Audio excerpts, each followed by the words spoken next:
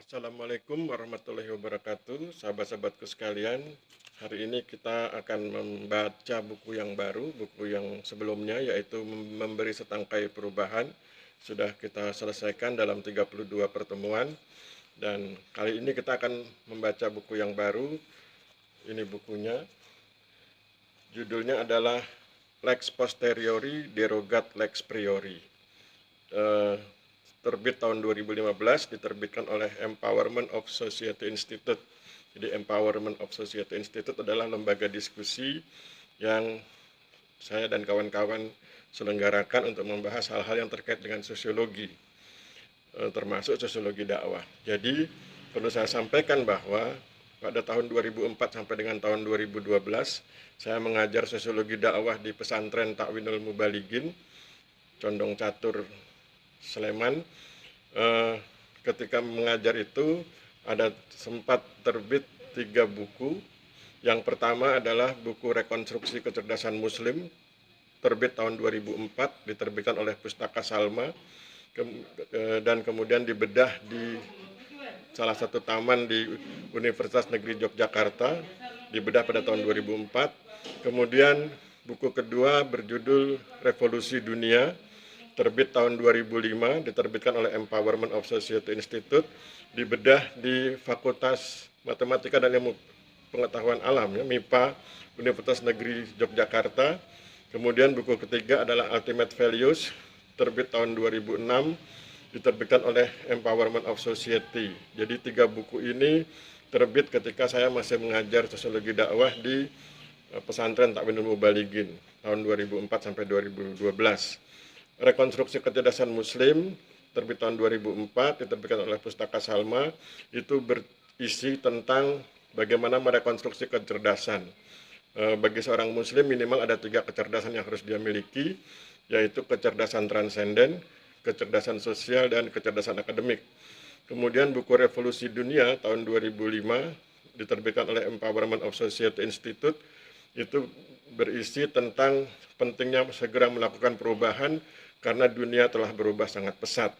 Kemudian buku Ultimate Values tahun 2006, diterbitkan oleh Empowerment of Society Institute, itu berisi tentang nilai-nilai Islam. Ultimate Values itu nilai-nilai utama, dan nilai-nilai utama itu adalah nilai-nilai Islam, ya, mulai dari akidah, ibadah, muamalah, adab dan akhlak, dan lain-lain.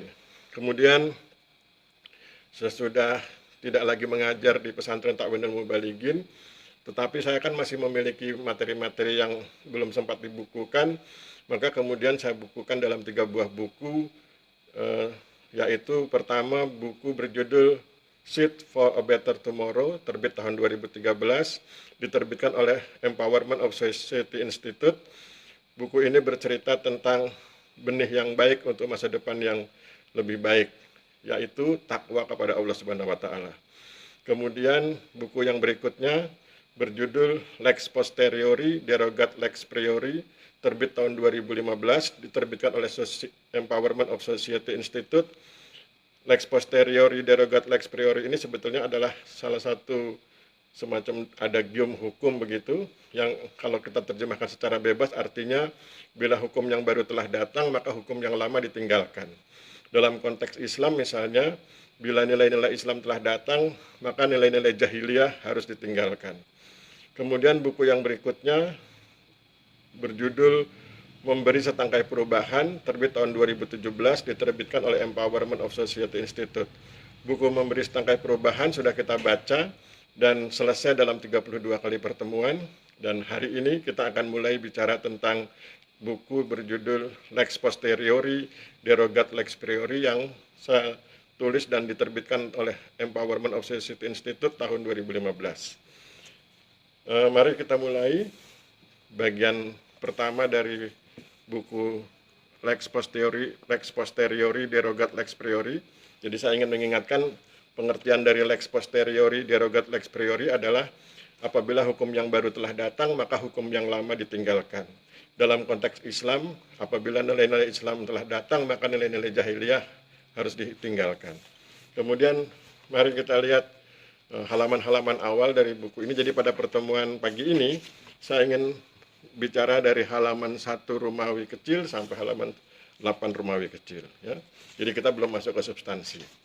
Jadi judulnya adalah Lex Posteriori Derogat Lex Priori, ISBN-nya nomor 9789794993514, diterbitkan oleh Empowerment of Society Institute Yogyakarta tahun 2015. Kemudian di halaman 2 Romawi kecil ada semacam biografi penulis. Kemudian di halaman 3 ada kolom persembahan. Saya ingin bacakan kolom persembahan ini. Buku ini dipersembahkan sebagai bakti kepada Allah Subhanahu wa taala, kecintaan pada Rasulullah Muhammad SAW. Terima kasih kepada kedua orang tuaku, Untung Suharjo dan Soekartini. Terima kasih juga kepada kedua mertuaku, Kasimanan Lubis dan Nurjani. Rasa sayang pada istriku, Rahima Ipa binti Kasimanan Lubis, dan berbagi informasi dengan pembaca. Kemudian di halaman 4 Romawi kecil ada puisi untuk istri, saya kasih judul Untuk Istriku. Istri adalah anugerah terbesar dari Allah Subhanahu wa taala. Tugas suami untuk menyayangi, membahagiakan dan melindunginya di dunia dan akhirat. Keluarga adalah anugerah terbesar dari Allah Subhanahu wa taala. Tugas suami untuk menjaga keharmonisan dan keutuhannya sebagai basis ibadah kepada Allah Subhanahu wa taala dan rahmatan lil alamin. Untuk istri yang kusayang, Rahima Ipa binti Kasimanan Lubis, terima kasih atas kesediaannya menjadi istri yang solehah. Semoga Allah Subhanahu wa taala berkenan meridhoi perjuangan kita. Itu di halaman Romawi 4 kecil. Kemudian di halaman Romawi 5 kecil ada in memoriam mengenang peristiwa gempa bumi daerah istimewa Yogyakarta. Di halaman ini saya tulis in memoriam gempa bumi daerah istimewa Yogyakarta, Sabtu 27 Mei 2006, kekuatan 5,9 skala Richter, durasi 57 detik, menewaskan 6.234 orang, menghancurkan 199.453 rumah. Gempa bumi daerah istimewa Yogyakarta, moment of change, back to the Islamic values, back to the ultimate values. Kemudian kita masuki ke halaman 7 Romawi kecil sampai dengan halaman 8 Romawi kecil. Ini adalah kata pengantar dan ini nanti akan mengakhiri pertemuan kita pagi ini, dan besok kita akan mulai bagian kedua dengan membahas substansi buku ini. Jadi pagi ini kita baru bicara tentang pengantarnya. Kita mulai. Tidak ada kata yang tepat diucapkan selain Alhamdulillahirabbil alamin, segala puji bagi Allah Tuhan semesta alam, karena atas rahmatnya buku ini dapat disusun. Salawat dan salam bagi junjungan umat manusia, Rasulullah Muhammad SAW, para keluarga, sahabat dan umatnya hingga akhir zaman. Terima kasih bagi istri yang penyusun sayangi, Rahima Ipa binti Kasimanan Lubis yang selalu setia menjadi sahabat diskusi sambil membuatkan kopi. Terima kasih juga penyusun sampaikan pada 1. Para penulis yang bukunya menjadi referensi penyusun, dengan harapan Allah Subhanahu wa taala berkenan memberikan kebaikan dan petunjuk hidayah pada mereka. 2. Semua pihak yang turut membantu penerbitan buku ini. Buku ini berupaya mengingatkan bahwa ketentuan hukum yang lama, nilai-nilai jahiliyah yang bertentangan dengan ketentuan hukum yang baru, nilai-nilai Islam, wajib disikapi oleh manusia masyarakat dengan memberlakukan ketentuan hukum yang baru dan mengesampingkan atau mengabaikan ketentuan hukum yang lama. Asas ini penting bagi manusia atau masyarakat karena akan memberi panduan rasional bagi diberlakukannya ketentuan hukum yang baru, nilai-nilai Islam yang lebih baik dari ketentuan hukum sebelumnya, nilai-nilai jahiliyah. Asas berpikir rasional seperti ini disebut lex posteriori derogat lex priori, yang berguna bagi manusia atau masyarakat untuk menolak kejahiliahan atau kebodohan, termasuk menolak segenap tahayul dalam beragama. Adalah tahayul ketika dikatakan bahwa Tuhan itu tidak Maha Esa tetapi Maha Kuasa. Karena Tuhan itu Maha Kuasa justru disebabkan Ia Maha Esa. Karena hanya sesuatu yang Maha Esa lah yang mampu menjadi Maha Kuasa. Bila seorang manusia berkenan konsisten dengan asas lex posteriori derogat lex priori, maka kehadiran Islam sebagai agama edisi revisi dan agama penutup dari Allah Subhanahu wa taala akan mendorongnya untuk bersungguh-sungguh dan sepenuh hati memeluk Islam. Dengan kata lain, segenap nilai-nilai Islam menjadi acuan bagi segenap pemikiran, sikap, tindakan, dan perilakunya. Ketika seorang manusia berkenan menjadikan nilai-nilai Islam sebagai acuan bagi segenap pemikiran, sikap, tindakan, dan perilakunya, maka kehadiran Islam akan menguatkan kembali penghambaannya kepada Allah Subhanahu wa Ta'ala. Sebagai hamba Allah Subhanahu wa Ta'ala, maka pertama, ia adalah makhluk merdeka karena ia tidak mempertuhankan manusia dan tidak mempertuhankan ciptaan Allah Subhanahu wa Ta'ala.